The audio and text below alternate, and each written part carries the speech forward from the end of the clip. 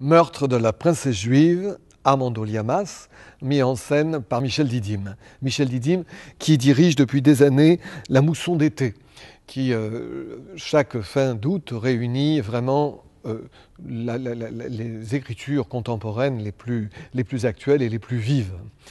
Donc Armando Llamas, qui est malheureusement un auteur qui nous a quittés il y a quelques années, fait quand même partie des auteurs contemporains extrêmement vivants, pour ne pas dire cinglants. On cherchera en vain dans cette pièce un meurtre et une princesse juive. Alors, est-ce une boutade? Je ne suis pas l'auteur, je ne peux pas répondre, mais il n'y a pas de meurtre et il n'y a pas de princesse juive.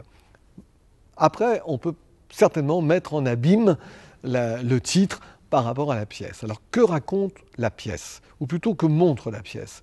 La pièce va montrer un monde éclaté, le monde vraiment d'aujourd'hui, le monde des voyages, le monde d'entre deux avions, d'entre deux frontières, d'entre deux langues, d'entre deux amours.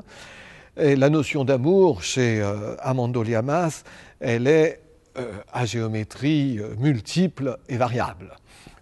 Donc, il y a vraiment tous les couples dans toutes les situations font que se composer et se recomposer.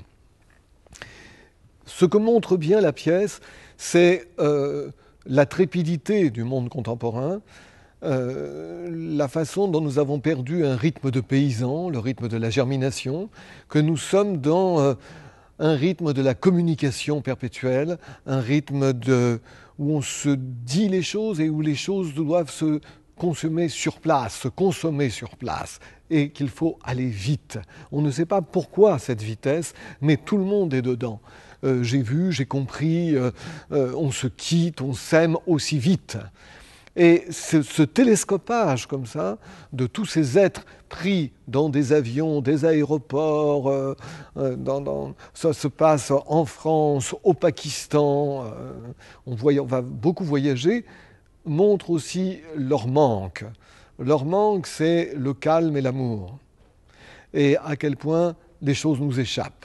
Donc, meurtre de la princesse juive, bon titre ou publicité mensongère, dit avec ironie l'auteur et le metteur en scène, moment de regarder comment nous vivons et si nous en sommes vraiment heureux.